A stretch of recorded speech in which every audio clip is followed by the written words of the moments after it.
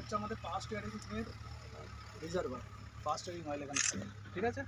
এখানে দেখো দুটো অয়েল লেভেল আছে, এই যে লেখা আছে, ঠিক আছে।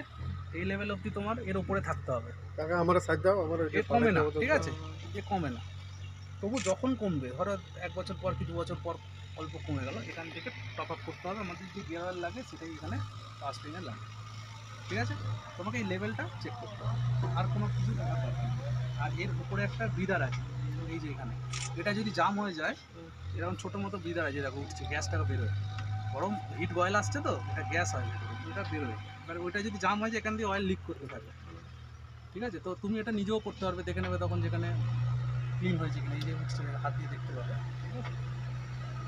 অল্টারনেটার এটা ডায়নামো আমরা জ্বলছি যাতে, ঠিক আছে। আচ্ছা, এটা হচ্ছে আমাদের ফিল্টার, মোবিল ফিল্টার। এখান থেকে মোবিল চেক করে এইভাবে,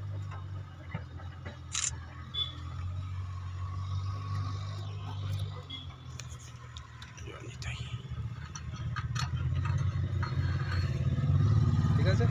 এখানে ম্যাক্সিমাম মিনিমাম, ঠিক আছে। এই দুটোর মধ্যে তোমাকে থাকতে হবে কোনো একটা জায়গায়, মিনিমামের নিচে যেন না যায়। গরম আছে তো, তো যখন এখন তোমাকে এত দূর অবধি করে দিয়ে দেওয়া হয়েছে, এরপরে যখন গাড়ি চলবে না, ফার্স্ট সার্ভিস হবে 50 ঘন্টায়, প্রথম সার্ভিসটা 50 ঘন্টায় হয়। তো 50 ঘন্টায় আমাকে তেল চেঞ্জ করতে হবে। তারপরে সার্ভিসগুলো হবে আমাদের 300 ঘন্টা ছাড়া ছাড়া, মানে আবার গিয়ে হবে 300 ঘন্টায়, তারপর 600 ঘন্টায়, তারপর 900 ঘন্টায়, এরকম করে 9টা ফ্রি সার্ভিস হবে, ঠিক আছে। 9টা বা 2400 ঘন্টা 3 বছরে। তো এর মধ্যে যখন সার্ভিস করে দেওয়া হবে, এই পর্যন্ত তেল থাকবে, তারপরে কমতে থাকবে, কমে গিয়ে মিডিলে কোনো একটা জায়গায় গিয়ে দাঁড়িয়ে যাবে, ঠিক আছে। তো এর মানে এই নয় যে আমার মোবিল খেয়ে নিচ্ছে, বোঝা গেছে। আচ্ছা, এইটা সবসময় খেয়াল রাখবে, এটা কিন্তু আমাদের উল্টো দিকে খুলবে। আমরা যে এইদিকে টাইট করি, তো এটা উল্টো আছে, এইদিকে টাইট হবে, ঠিক আছে। এটা কিন্তু তোমাকে প্রতিদিন সকালে একবার করে, সকাল হয়ে যেতে চেক করে দেবে, ঠিক আছে। আচ্ছা, বারটা কি এখানে বলে দিয়েছি।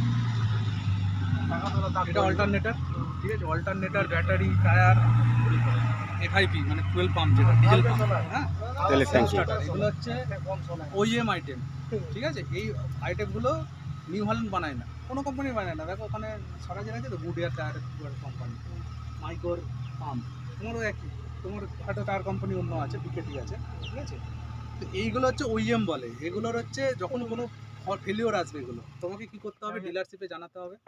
ডিলারশিপ থেকে এই কোম্পানির যারা টায়ার বানিয়েছে ওদেরকে এটা পাঠানো হবে, ওরা এবারে ওদের যে সার্ভিস ইঞ্জিনিয়ার আছে, ওরা ভিজিট করে, যদি ওটা ওয়ারেন্টিতে হয়, ওরা সেটা প্রসেস করে দেবে, বুঝা গেছে। তো এই যে পার্টগুলো আছে, এগুলো হচ্ছে আমরা নিউ হল্যান্ড বানাই না, কোনো কোম্পানি বানায় না, অন্য কোম্পানি থেকে শুধু এখানে লাগানো হয়। তো ওয়ারেন্টি বা গ্যারেন্টি এগুলো সব 1 বছরের থাকে, তখন ওয়ারেন্টির মধ্যে যদি থাকে, ওয়ারেন্টি পেয়ে যাবেন ফ্রি অফ কস্ট, ঠিক আছে। এতটুকু বোঝালাম, কোনো অসুবিধা আছে? ক্লিয়ার?